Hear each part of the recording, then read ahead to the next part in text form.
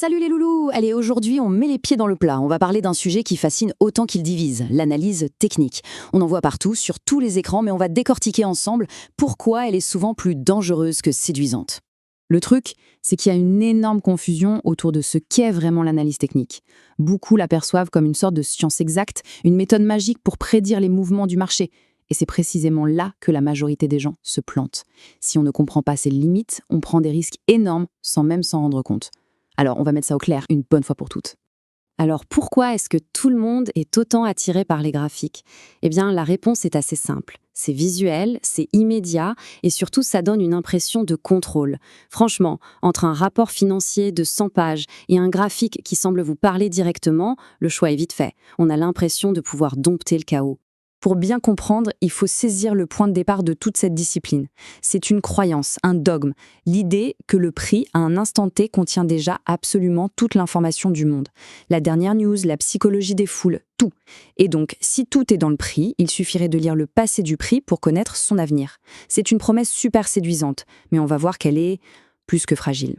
Et pour essayer de lire cet avenir dans le mar de café, dans les graphiques, les analystes, qu'on appelle aussi les chartistes, utilisent en gros deux grandes familles d'outils. D'un côté, on a des trucs qui ressemblent à des maths, et de l'autre, de la reconnaissance de forme, un peu comme un jeu. Alors, les indicateurs, RSI, MACD, ça sonne très scientifique, hein. On a l'impression d'être dans un laboratoire. Ce sont des formules, parfois complexes, qu'on applique au prix du passé. Ça donne un vernis de rigueur, une impression de précision. Mais le point crucial, il est là. Ces indicateurs ne font que mouliner des données qui ont déjà eu lieu. Ils ne créent absolument aucune information nouvelle. Ils regardent dans le rétroviseur. La deuxième approche, là on est presque dans l'art visuel. On cherche des formes qui se répètent sur les graphiques. La fameuse tête et épaule, des triangles, des rectangles. On relie des points, on dessine des lignes, en espérant que ces figures vont comme par magie annoncer un mouvement futur. On est bien plus proche de l'interprétation subjective que de la science dure. Ok, on a vu les outils. Mais maintenant, attention, on arrive au cœur du problème. Parce que le vrai sujet, le vrai danger, ce n'est pas le graphique. Non, c'est notre propre cerveau. Il faut comprendre ce mécanisme, c'est la pareidolie. C'est ce qui nous fait voir un lapin ou un visage dans un nuage. En finance, c'est exactement la même chose. Après des heures passées devant un écran, notre cerveau, qui déteste le hasard, va forcer des connexions. Il va voir une tasse avec anse ou un canal, là où en réalité, il n'y a que du bruit, que de l'aléatoire. La plupart de ces figures sont en fait des hallucinations visuelles. Et ce n'est pas tout, notre cerveau nous tend d'autres pièges. Le biais de confirmation, par exemple, va nous faire ignorer les 10 signaux qui contredisent notre idée pour se focaliser sur le seul petit indicateur qui va dans notre sens. Et puis il y a le biais de rétrospection, le fameux « Ah mais je le savais, c'était évident !» Après coup, on se persuade qu'on avait tout vu, ce qui nous donne une fausse confiance en nos capacités. C'est un cocktail psychologique redoutable. Mais Imaginons qu'on ait un cerveau parfaitement rationnel, sans aucun biais. Eh bien, même là, ça ne suffirait pas. Il y a un deuxième problème, encore plus fondamental. Le marché lui-même. La mécanique est la suivante. Une figure chartiste qui a peut-être fonctionné dans les années 90, à une époque où des traders criaient dans une fosse, n'a aucune raison de fonctionner aujourd'hui, à l'ère du trading algorithmique à haute fréquence où des machines passent des millions d'ordres à la seconde. Le terrain de jeu a complètement changé, les règles ont changé, les joueurs ont changé.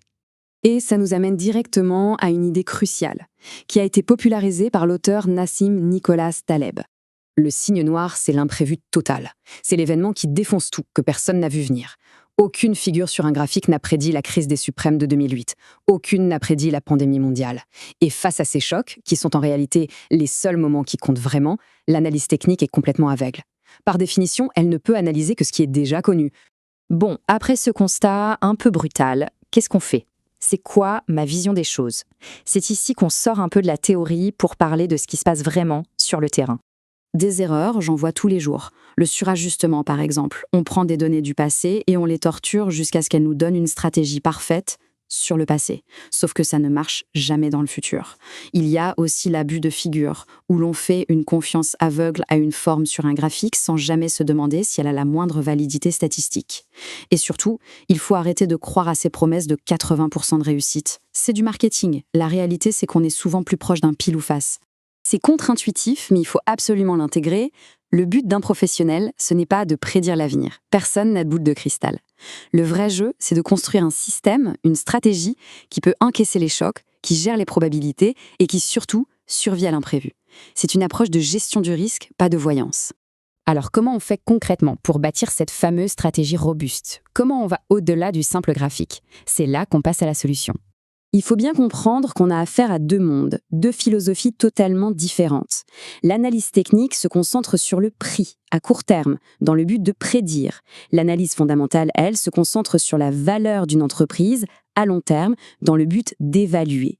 L'une est une tactique de spéculation, l'autre est une stratégie d'investissement. Alors, est-ce qu'il faut tout jeter à la poubelle? Non. Mais il faut remettre les choses dans le bon ordre, à leur juste place. Étape 1, la plus importante, l'analyse fondamentale. On doit comprendre ce qu'on achète. Est-ce que c'est une entreprise solide, rentable, bien gérée? Ensuite, et seulement ensuite, on peut jeter un œil au graphique. Mais pas pour prédire, pour gérer le risque. Par exemple, pour affiner un point d'entrée ou pour placer un stop-loss, l'analyse technique devient alors un outil, pas une fin en soi. Et voilà la question finale, le test ultime, qui résume absolument tout. Avant de cliquer sur le bouton acheter, il faut se la poser, honnêtement. Si on m'enlève ce joli graphique, est-ce que les fondamentaux de l'entreprise me donnent toujours envie de l'acheter? Si la réponse est non, alors on n'est pas en train d'investir, on est en train de parier sur une image. Voilà les loulous. J'espère que cette petite déconstruction vous a éclairé et vous a permis d'y voir un peu plus clair. Si c'est le cas, un petit like, un commentaire, ça fait toujours super plaisir et ça aide énormément la chaîne. Et pour ceux qui veulent vraiment creuser le sujet, l'article complet et bien plus détaillé est disponible sur mon blog. Et si vous voulez aller plus loin que la simple critique et vraiment passer à la construction de stratégies solides, j'ai créé une formation pour ça.